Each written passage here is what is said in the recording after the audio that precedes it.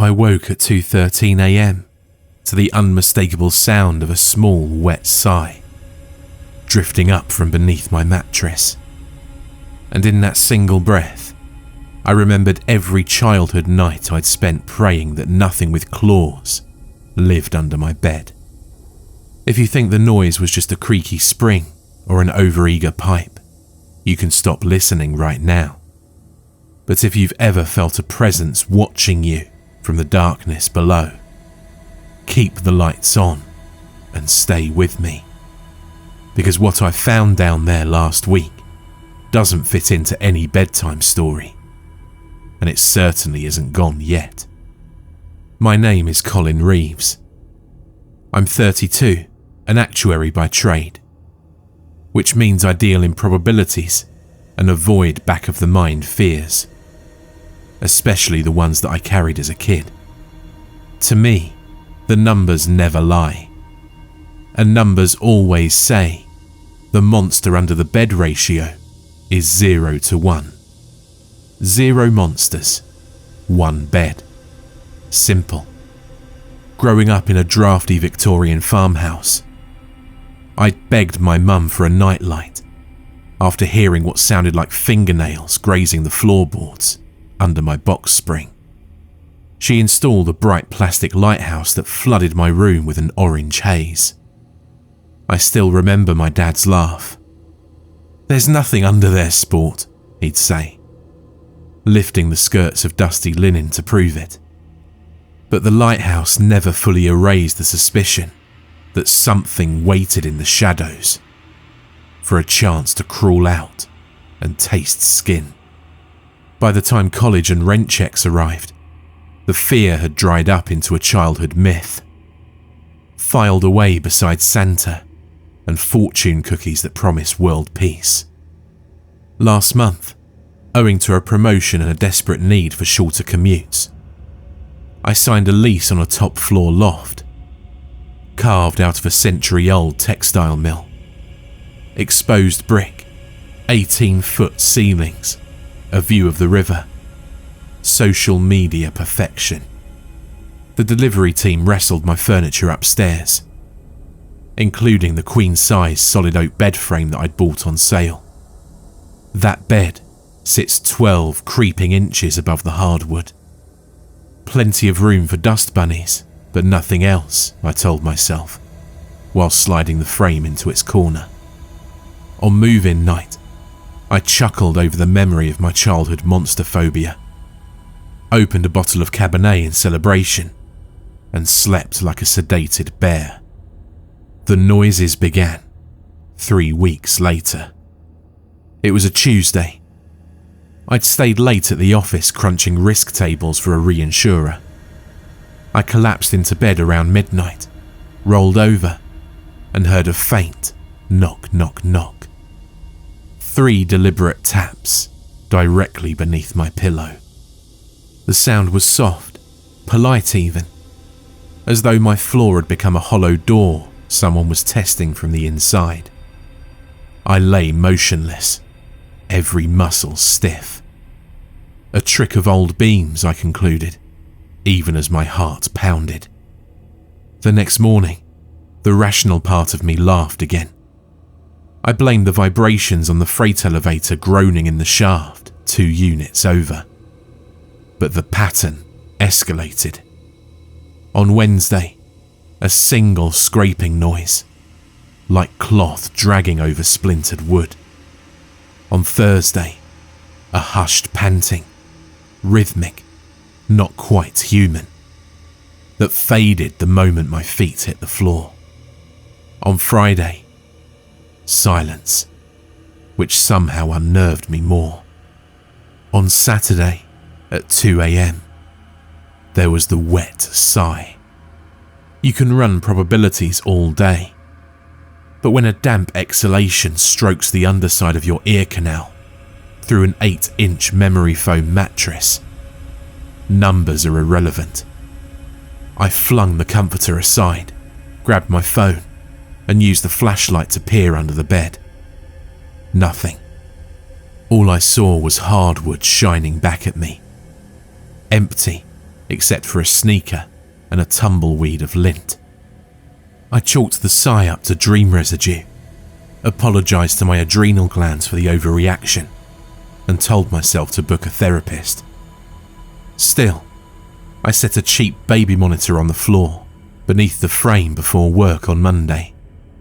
Data, I thought. Collect data, eliminate doubt.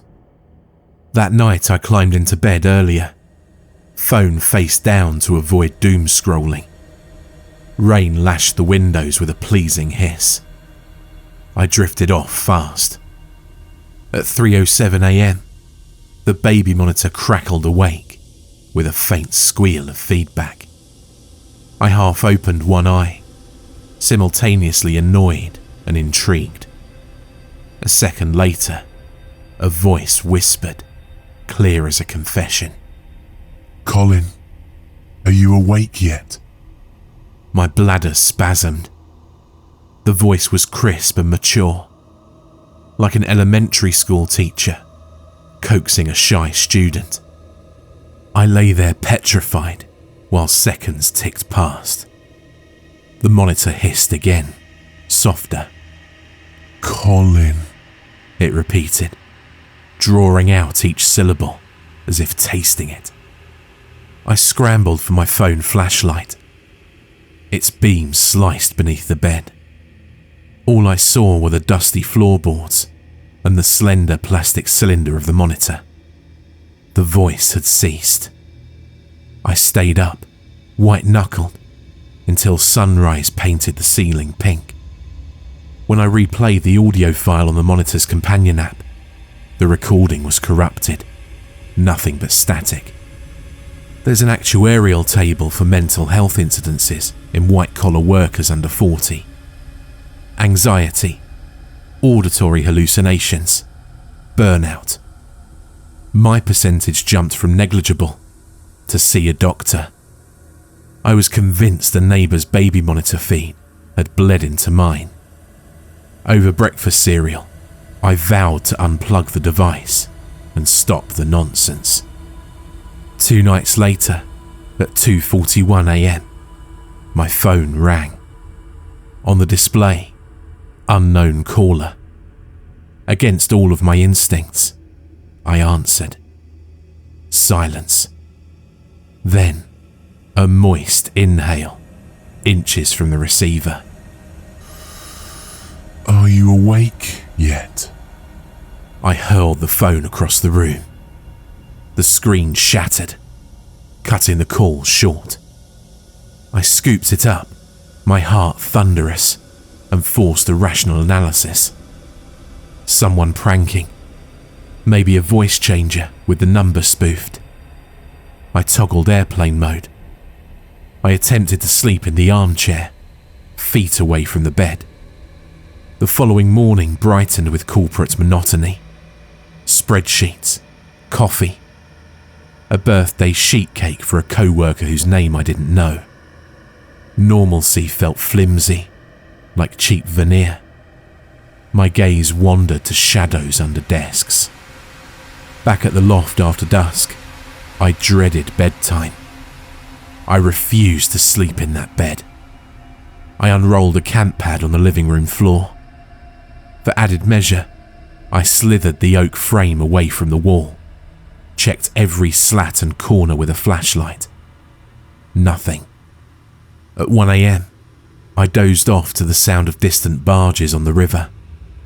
Just 12 minutes later, a dull thump rattled through the ceiling. From upstairs or within my bedroom, I couldn't tell. Then, the oak frame scraped across the floorboards, sliding back against the wall as though dragged by invisible hands. My bedroom door, which I'd left ajar, slowly shut with a click. I dashed to the front door and jerked the handle. It was locked tight. My own key refused to twist, as if the deadbolt had been welded. I kicked once, twice. The frame didn't budge. From down the hall, the voice returned, now lilting like a lullaby. Colin. Bedtime. I grabbed the cast iron lamp off a side table and crept towards the bedroom, lamp raised. The door rested flush with the jamb, but cool air threaded from the gap at the bottom. The voice crooned softly inside, humming a tune I almost recognised.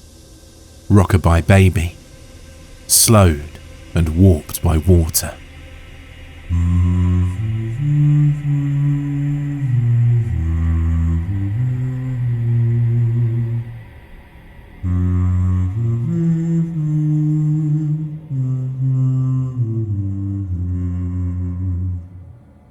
My palm hovered near the knob. What did I expect? A vagrant? A psych ward escapee? Then I realised a worse truth. The voice had no footfalls, no rustling clothes. It radiated from the bed itself. I flung the door inward. The room was empty. Moonlight spilled through blinds onto a bed that sat flush to the wall again. The mattress looked untouched. I advanced, with the lamp shaking overhead. "Show yourself!" my roar cracked. The hush that followed felt denser than air. I leaned down, eyes close to mattress level, the glow of my phone's flashlight bathing the space beneath. Floorboards bare, except, what was that? A smear of something dark near the centre. I lay flat, sliding the lamp under until the entire underside lit up. That's when I saw it. At first it seemed like a wet shadow. Then my mind rotated the image into comprehension. A mouth, vast and grinning, stretched across the underside of the mattress like a leech's maw, ringed with teeth as tiny as sewing needles. It yawned open, revealing a slick, pulsing throat descending into darkness. The smear on the floor wasn't a stain. It was an eye, round, pewter-coloured, fixed on me with ancient hunger. Around the eye writhed limbs too thin to be human, thorned like rose stems, gripping the slats of the frame. I convulsed backward, slamming into the dresser. The mouth hissed, expelling the moist syllable that was my name. Colin. Drawn out by vocal cords that didn't belong in any mammal. My lamp slipped from my trembling hand. It smashed on the floor. The creature lunged. I managed a half roll as something snapped past my ear, one of the stem limbs arrowing for my throat. The dresser splintered. Another limb whipped across my back, tearing my shirt and skin. Pain seared through me, oddly cold, as though ice water laced with razors had been poured over the wound. I slammed the door shut and shoved my body weight against it. Wood bucked as those thorned limbs thudded. Drywall cracked around the hinges. My phone lay in the living room, beyond reach. The relocked front door laughed at me from down the hallway. With survival's clarity, I remembered the baby monitor unit stored under the bed. If I could get it, perhaps I could. What? Threaten to record? Beg? Insanity. Yet the thought stuck. The monitor transmitted on Bluetooth to the app. If the audio came through earlier, maybe the creature required that conduit, a mouthpiece. Destroy the monitor, break its voice. The door shuddered again. Hinges groaned, screws ripped loose. No time. I sprinted to the kitchen and snatched a pry bar from my toolbox. I returned to the battered door, took a breath, and flung it open like a lunatic Viking.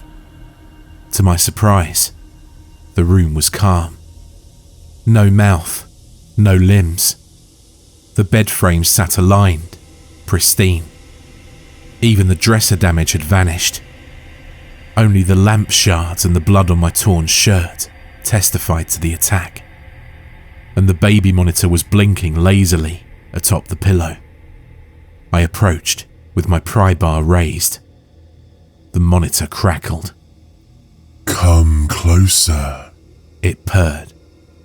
"Under here is warmer." "Why me?" I barked. A sigh. "You listened. Children listen best. But you forgot your promise. "What promise?" At 7 years old, you asked me not to bite if you slept quickly. I honored that. You left. I waited. Now I'm hungry." My childhood memory surfaced, cowering under blankets, whispering bargains into the mattress. "I'll go to sleep right away if you stay there." Kid logic. I'd pleaded, and something had listened. I swung the pry bar at the monitor. Before impact, the bed erupted, mouth tearing through the mattress. Rows of brass-coloured teeth gnashing. The creature rose higher, revealing a body like a huge centipede, made of knotted, leathery bed sheets, eyes studding its flank. I ducked, my weapon whipping wide. The monitor flew off the bed, skidding across the floor. The creature shrieked, a cacophony of creaking bed springs and splintering wood, and lunged after the device, ignoring me. It wrapped its limbs around the plastic cylinder, caressing it. I grabbed a full-length mirror leaning against the wall, the previous tenant's leftover, and lifted it with a grunt and hurled it down on the monitor and the monster. Glass exploded. Shards sliced the limbs. The monitor cracked open, exposing its circuits. The creature screamed, rearing up.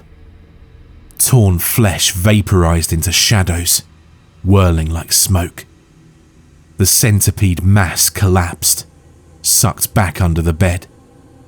With a final croak, "Hungry," it vanished. Only shreds of torn linen and oily puddles remained. The front door latch clicked open on its own.